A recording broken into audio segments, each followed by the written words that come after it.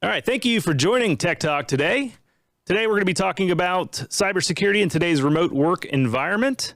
And as always, I've got Justin Rice and John Lloyd. Justin, let's take it away. All right, thanks, Lance. As always, John, thanks for being here. Yeah. A little bit of housekeeping items. Please, throughout the session, please type your questions. We will respond during the session with the answers. Absolutely. And when we say the answers, we'll say our answers. We can debate if we're right or not, right? That's right. Yeah. That's always the fun part of this, and more interactive, the better. More interactive, the better. That's right. As Lance mentioned, we're going to talk about cybersecurity in the remote work environment today. So previously, we've talked about cybersecurity fatigue.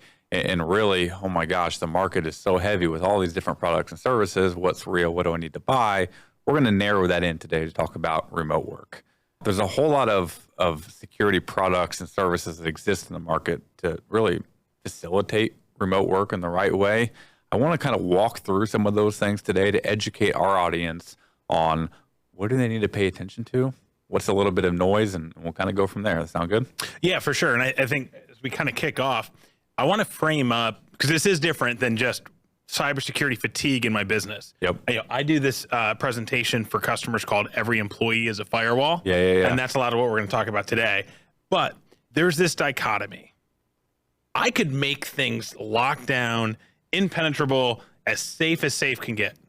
And your employees are going to complain to their leadership about how hard it is to do their job. And so as we talk through these different tools, acronyms, alphabet soup, understand this is about striking a balance of what's the puts and the takes, and where do you, as an employee, we've got to keep it safe, secured, but also we can't jump through 30 minutes of hoops and authentication every time we log in the morning, or if it's been 5 minutes of inactivity. So I think we'll talk through those themes today. How do we find that balance of security and productivity? I like the happy medium. You said alphabet soup. I do want to kind of run through that really quickly here. Yep. Then I am going to pose the question to you about what do you mean by every employee is a firewall? And we'll get there. But when you say alphabet soup, I mean, I'm just looking at my notes here. We have SASE, Secure Access Service Edge. We have EDR, Endpoint Detection and Response. We have Mobile Device Management, MDM, Zero Trust Network Access, ZTNA, Identity Access Management, IAM. The list goes on and on and on.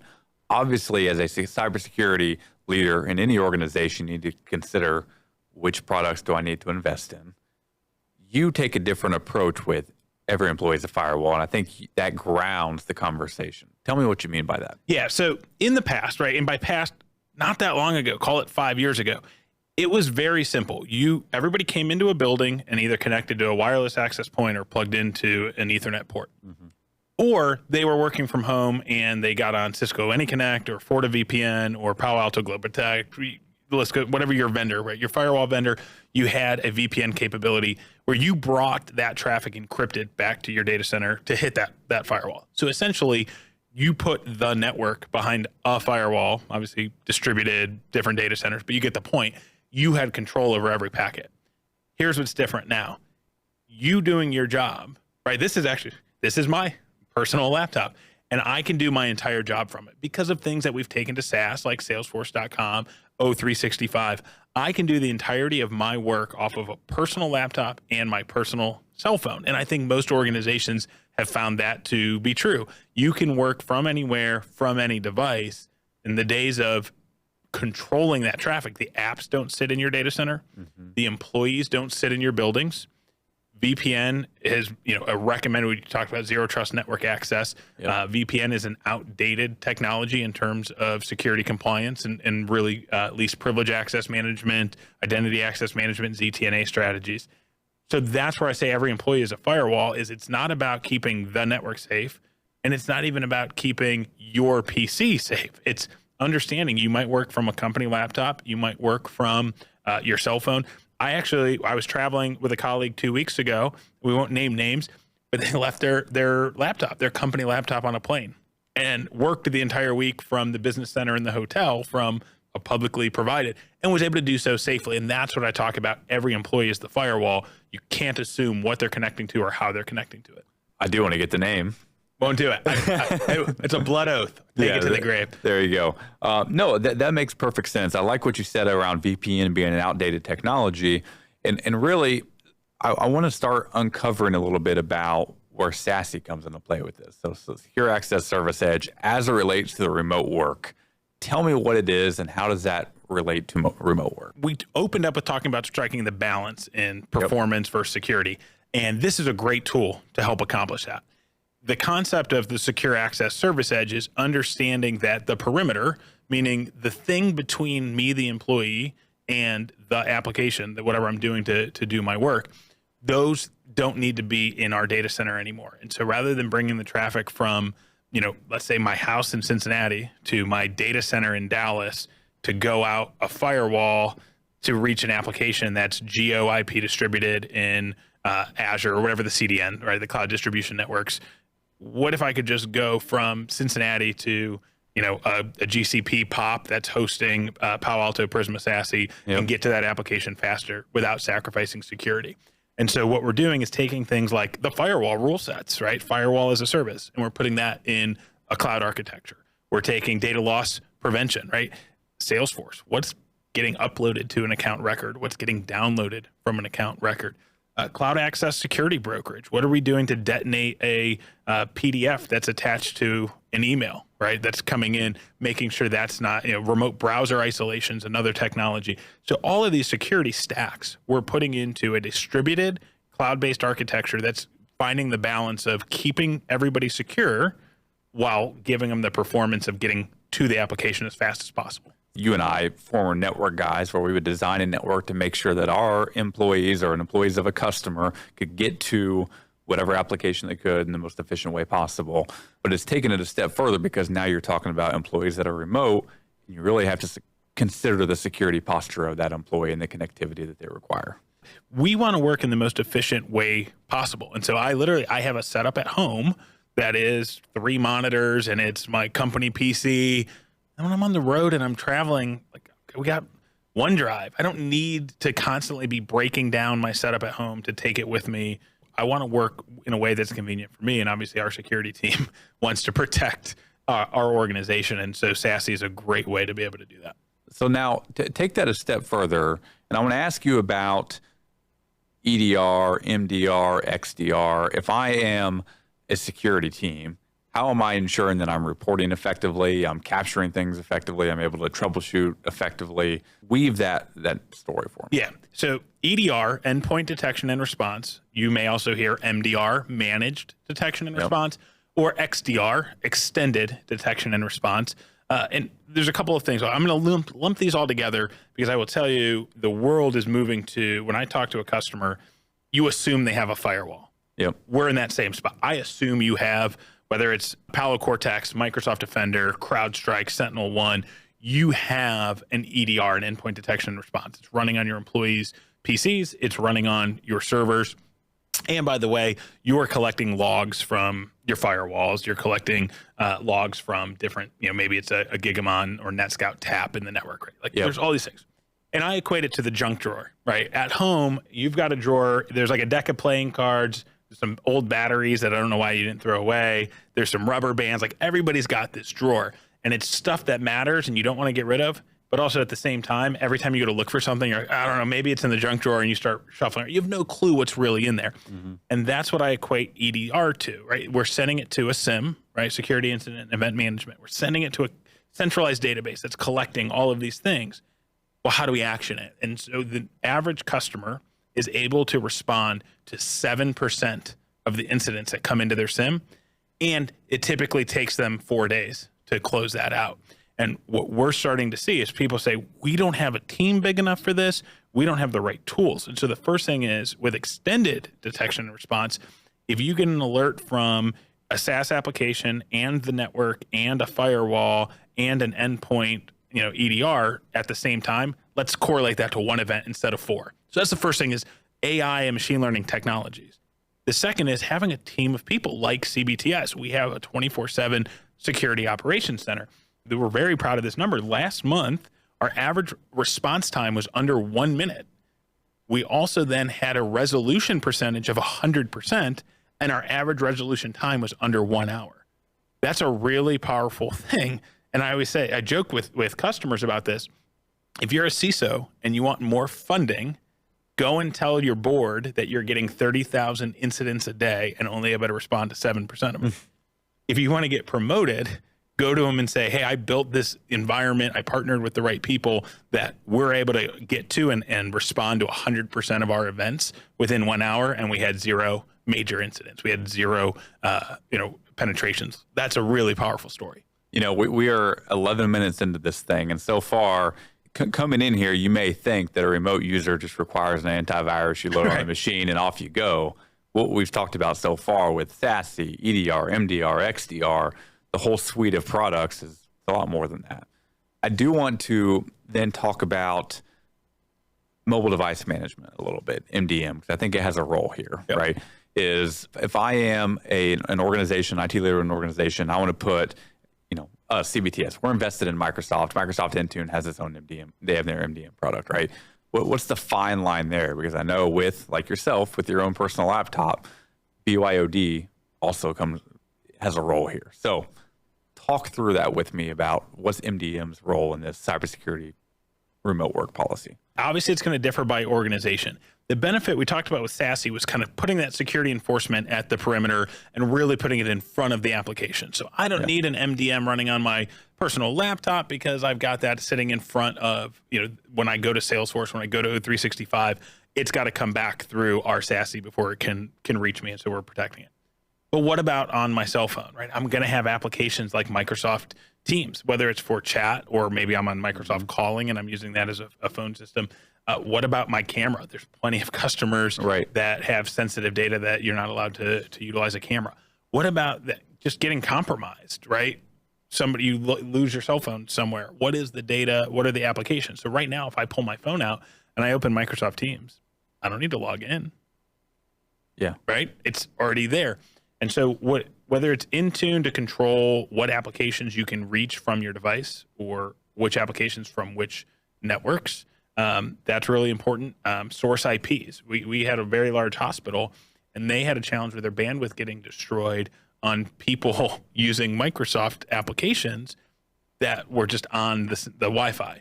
And so they changed it because their employees also wanted to use guest Wi-Fi. It performed better. Big Brother's not watching, right? All of that stuff. Yep. Even though, by the way, Big Brother was watching it. They had a firewall on it. But how do you block other people from using it, but your employees can? And that's where if you want to use the guest Wi-Fi, you have to enroll in Intune and push things out. So it's about controlling what can be done, where it can be done, and then wiping that device if you need to, God forbid. The wiping of the device is huge. I mean, what we're seeing in retail is a great example where we see a lot of organizations going to like a mobile POS that runs some sort of Android operating system. That mobile POS walks out the door. You want to be able to wipe that, right? You don't want, from a security posture standpoint, you don't want something that was taking your payments walking out the door.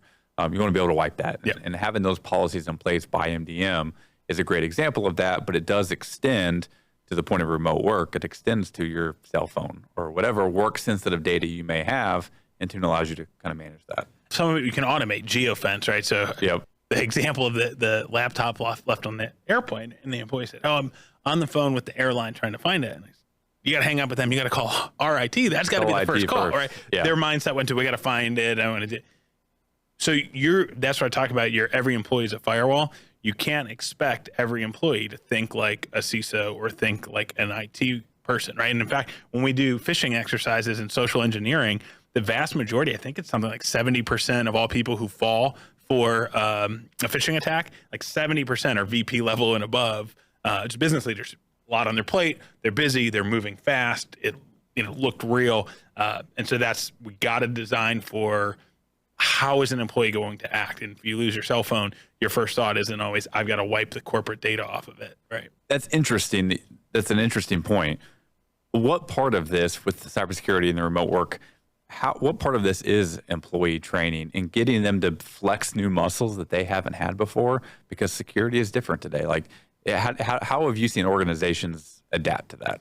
So the first is come to terms with and understand. I don't care if you spend $1 billion a month on your security posture, your greatest weakness, the biggest weakness in the chain, is going to be the human condition, right? Yeah. It is going to be people who are, doing what they think is right. it's not as egregious as it used to be of like, hey, can you send me your password via email? These attacks are getting far more sophisticated. And so there's a couple of things that you do. I mean, the first is there is training, whether it's quarterly, whether it's annually. You see a lot of organizations now will have disclaimers that say, hey, no, this email came from outside of the organization, scrutinize it, kind of some of those reminders. The phishing button, I probably hit that once a week.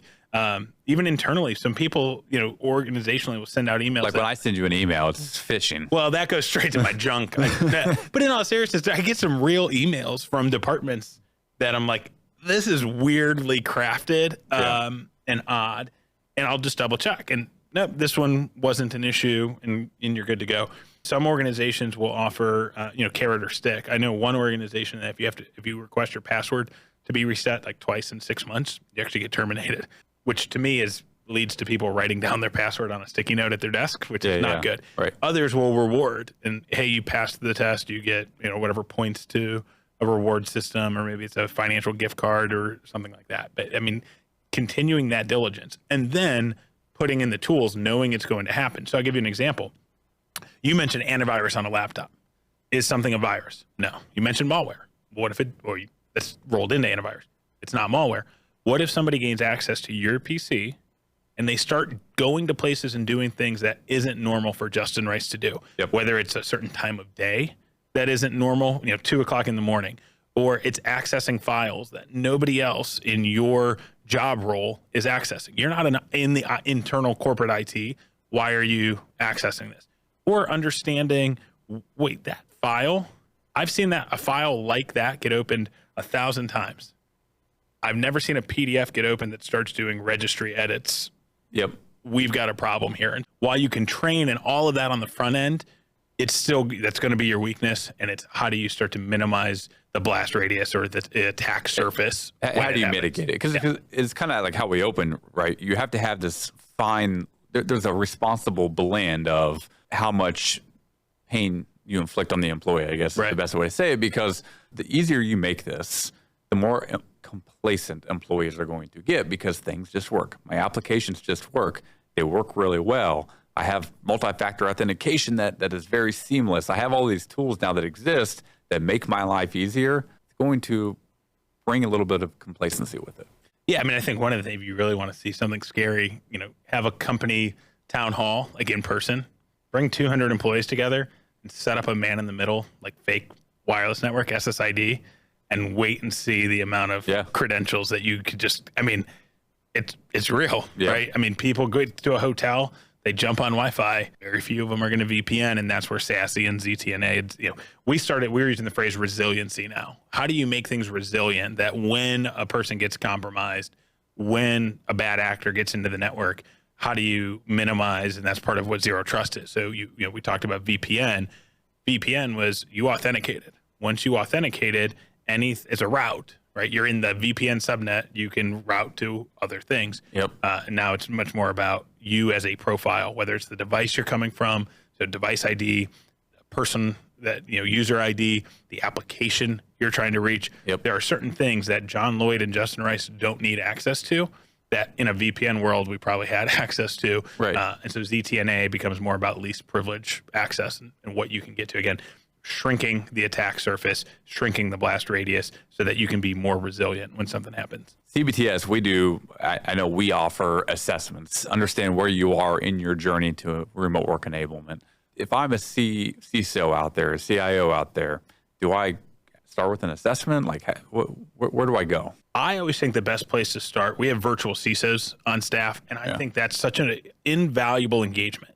They're unbiased, right? I used to always say in the network world, you could tell the difference between somebody who really knew network and somebody who knew their network, right? Because they've been there 20 years, they're wildly smart, but they've only done their network for 20 years. And so they don't have that same variety or diversity of things they've been exposed to. So start with a virtual CISO and go through a checklist of, hey, from the outsider's perspective, should I be using NIST 2701 as my standard? We need high trust or GDPR. Help me build these frameworks. What are the things I should be considering? What are the things I should be building to? Help me build my bring your own device policy. Should we even allow it? Should we not allow it? What's happening? Again, I think the days of not allowing it are over because your applications, exist everywhere. Yeah. And so I think there's a lot of assessments, whether it's penetration testing. We're seeing a lot more application or API pen testing of if I get access to this, what else do I get access to, or how far can I go east west? All of those are super valuable. But to me, if I'm a CISO going, okay, I just came into an organization, I need to understand. I don't know what I don't know. Inspect what I expect. Let's start, get a baseline. Where am I at? What are the gaps? But more importantly, if I say, what are the gaps compared to what? So start with an ideology or a framework in mind, and our virtual CISOs really help kind of set the vision. Then you can start assessing to, we've agreed NIST is our framework, the top 18 controls, or we have agreed that we need to reach this industry, high trust, HIPAA, SOC 2, you name it, right? Now you can start to actually assess to it. Yeah, okay, that makes sense. Is it fair to say that when we go with our customers, get a virtual CISO, we go through a consulting exercise, that a lot of times what kind of rises to the top of areas for us to help with would be around patching? I think I see both on the endpoint side and just server network side, patching seems to be pretty common as an output of assessments. Patching it's kind of like eventually you're going to get hit. The employee is going to fail a phishing exercise. You're going to miss a patch. It's janitorial work. It's wildly important. It drives the business. If it's not done, it will really impact your day-to-day life, and nobody wants to do it, or they don't want to do it long-term. And that's, we see on average organizations are patching at some 54% success rate. We do a patching as a service that's 95% SLA. And the big difference is driving towards pre-built cab windows. We're going to patch this server every 6 weeks at this time. And we're going to have a secondary window in case the application owner says, pull me out. I've got, a wedding on Saturday night. So I think some of the controls that we bring are wildly important.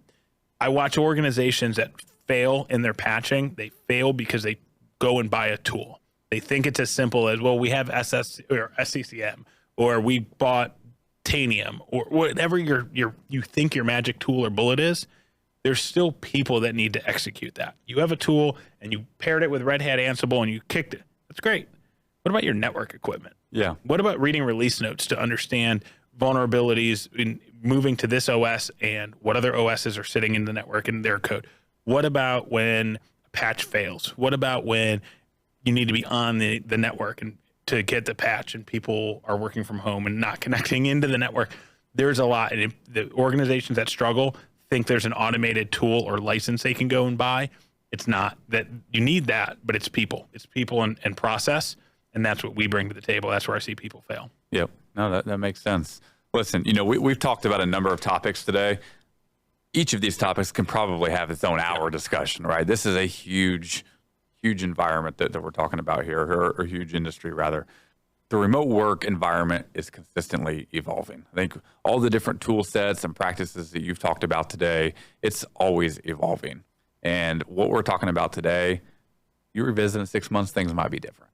And I think that's the thing that we can't get complacent about or can't forget, is it changes so frequently.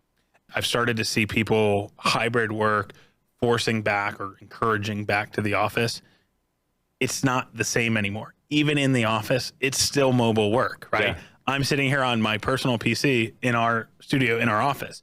I could broadcast a hotspot on my cell phone and get my 5G connection that's unmetered. I don't have to pay for it, and I'm getting 100 meg down. So now I'm sitting in our building, but I can be on my own personal network, on my own personal device, or I'm using my personal cell phone that's on LTE or 5G and not on Wi-Fi. So understand the capability of your employees to do their work with less friction. They have it. They have these tools, and you need to be designing to that. Even I've seen people going, well, we're coming back into the office. It's great. Even at my desk, I'm still a mobile worker. You got to think about it that way. Design around the employee. It's not just the employee. Think about their job function. Let's say you have a large sales team in your organization, right? And your senior VP of sales, they've got a really loud voice in the organization. Yep. And it's the last week of the fiscal year, and you're at 98% of the number, and they're driving that sales force to work harder, more efficiently, bring in deals. And the feedback is, it's taking forever to get my emails in and out because they're going through filters, or I'm on the road right now and I can't connect until I get home to get to my work. That senior VP of sales who's going to now miss the number is blaming it on the. I mean, that's a very real world, very real experience. And so I think a lot of people look at, well, you just lock it down. No, you'd be surprised how much non-security, non-IT people are a much louder voice in the organization than the CISO or the VP of IT. No, very, very good point. So today, John, we've talked about cybersecurity in the remote work environment. We have covered a variety of topics. We've talked about SASE. We've talked about mobile device management. We've talked about EDR, MDR, XDR, patching, security assessments. There's a ton of topics we've covered. Looking forward to talking about this again in a couple months, see where things stand. And everybody, thank you for coming today, and we will talk soon. Appreciate it.